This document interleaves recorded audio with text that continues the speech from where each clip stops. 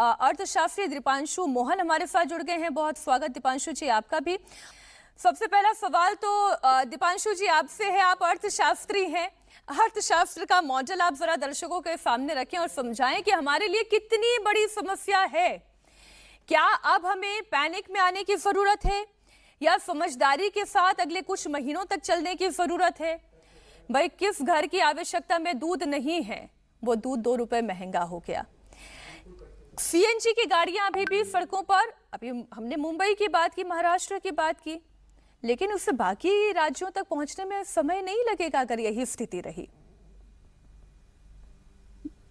पहली बात, first of all thank you for having me here. मेरा 2-3 पॉइंट्स पे ज्यादा एम्फोसिस होगा मीनाक्षी जी, जो आज के इस समय में आप स्थिति देख रहे हैं।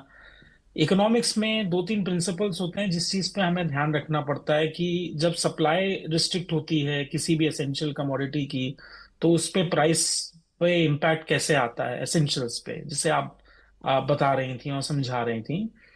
उस पे इम्पैक्ट आने से जो इन्फ्लेशन है, प्राइस राइज है एसेंशियल प्राइस कमोडिटीज का, वो बढ़ता है।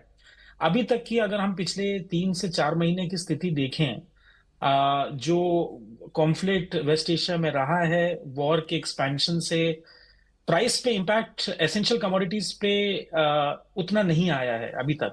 उसका रीजन ये था कि चाहे हम उसको एक पॉलिटिकल रीजन की वजह से देखें या इकोनॉमिक रीजन की वजह से देखें, fuel prices were not increased, largely because कि असेंबली इलेक्शंस का टाइम था और उस समय हम देख रहे थे कि गवर्नमेंट अपनी स्ट्रेटेजी से जो स्ट्रेटेजिक रिजर्व्स है उनको भी यूटिलाइज करना चाह रहा था।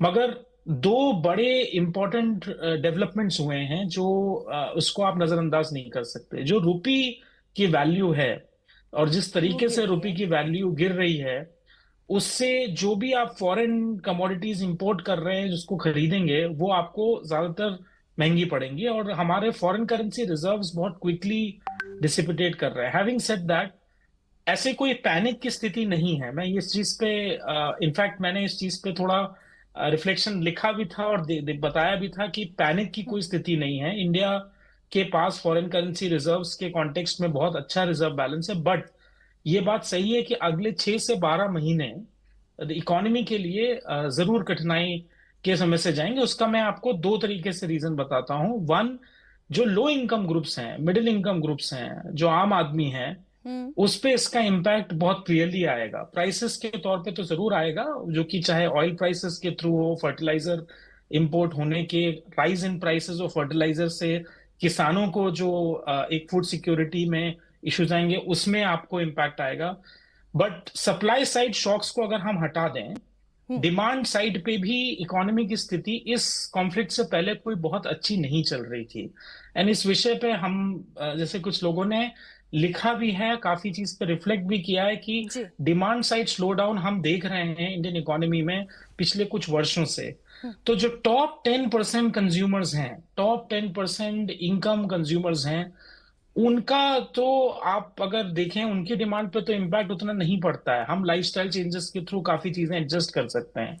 मगर लो मिडिल इनकम ग्रुप्स पे उसका इम्पैक्ट ज्यादातर आएगा, प्राइसेस में भी, डिमांड साइड शॉक्स में भी। जी। और इसमें गवर्नमेंट एक ही चीज कर सकती है, गवर्नमेंट ये कर सकती है कि जो एसेंशियल प्राइसेस हैं कमोडिटीज के, उनको फिस्कल पॉलिसी इंटरवेंशंस के थ्रू थोड़ा कंट्रोल रखे, क्रेडिट का एक्सेस बढ़ाए। चाहिए।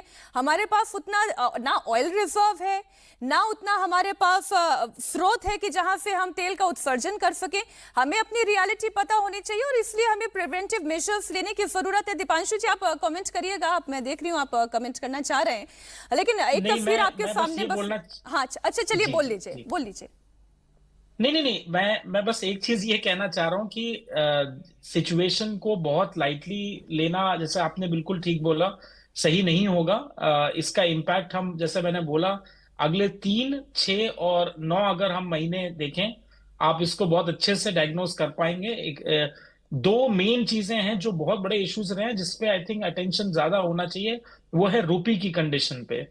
रुपी की वैल्यू कोई वेस्ट एशिया की क्राइसिस से ही नहीं गिर रही है। अगर आप 6 से 8 साल का समय लें, रुपी की वैल्यू इसलिए गिर रही है क्योंकि इंडिया में फॉरेन इन्वेस्टमेंट जो आया हुआ था वो उससे भी तेज स्पीड से बाहर जा रहा है। FIIs के फ्लो आउटफ्लो से जो इम्पैक्ट रुपी पे हुआ है, वो अब जैसे हम कैपिटल अकाउंट इम्पैक्ट कहते हैं, जी जी। अब वो करंट अकाउंट में शिफ्ट हो गया है। वो वर्स्ट पॉसिबल सिचुएशन है किसी भी इकोनॉमी के लिए।